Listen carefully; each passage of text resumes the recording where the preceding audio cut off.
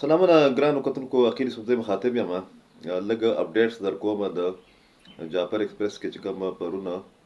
د دهشتګردۍ واقعه شوې وه د هغې په حواله باندې جعفر ایکسپریس د کویټې نه پېښور ته راتلو او بیا بولان پاس یو علاقه ده په بلوچستان کې هلته کې په هغې باندې دهشتګرد حمله شوې وه د هغې نه بعد د یو نیم سل نه زیات چې کوم مسافر وو هغه یې یرغمال کړي وو او په هغې کې زنانه هم وې په هغې کې ماشومان هم وو او د هغې په نتیجه کې بیا ډېر حساس نوعیت او ډېر خطرناک قسم له اپریشن چې دی هغه وشو په هغې کې کمانډوز او نور د فورسز چې کوم ایلیټ فورسز دي هغې پکې حصه واخیسته تر اوسه پورې چې څومره معلومات راغلي دي د هغې تر مخه 14 دهشتګرد چې دي هغه وژلی شوي دي او تقریبا یو درجن چې دي هغه زخمیان دي دغه رنګ په دغه اپریشن کې بعضې مسافر چې کوم دي هغه هم زخمیان شوي دي هغه یې مختلف هسپتالونو ته منتقل کړي دي د هغو علاج جاري دی BLA چې دی بلوچ لیبریشن آرمي هغې د دې ذمواري اخیستې ده او د دې نه مخکې هم په جعفر ایکسپریس باندې یو دوه حملې شوې وې دا هغه واحد ټرین دی یا ریل ګاډی دی چې هغه د پېښور او د کوټې په منځ کې چې دی ډېر په مستقل بنیادونو باندې سفر کوي او دغه کومې سورلۍ چې په دې کې راتلې په هغې کې د اکثریت تعلق چې دی هغه د خیبر پښتونخوا د مختلفو علاقو سره دی غټه واقعه وه د BLA چې کوم طریقې واردات دی په هغې کې موږ دا ویلی شو چې دا یو انتهایي اقدام و د سیکورټي فورسز چې کوم ذرایع دي هغې دا خبره کوي چې د دوی په افغانستان کې ناست چې کوم سهولتکار وو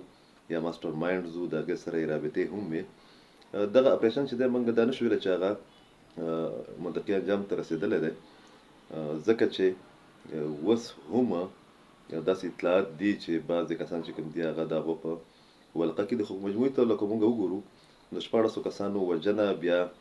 د مسافرو خاص کر د زنانو او د ماشومانو بازیابي چې کوم دا یو غټه کامیابي د سیکورټي فورسز د کارروایي یا د کارکردګۍ په حواله باندې پر ټول نه غټ سوال چې دی هغه اوس هم دا پیدا کېږي چې په خیبر پښتونخوا کې یو طرف ته د TTP او د مختلفو نورو دهشتګرد تنظیمونو چې دی د هغې کاروایانې جاري دي د بل طرف ته بلوچستان چې کوم دی نو هغه د BLA او د TTP او داسې نور چې کوم پراکسز دي د هغو په ولقه کې دی په دې کې بیا ضرورت د دې خبرې پېښېږي چې په دې ټوله د دې جعفر ایکسپریس چې کومه حمله وه یا کوم اپریشن شو په دې کې د انډیا ډېر بنیادي پروپیګنډا مشینري چې د هغې یو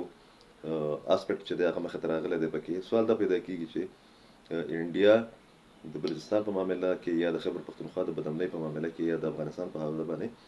دومره زیاته دلچسپي چې د هغه ولې علي او د ټول نه غټه خبره دا ده چې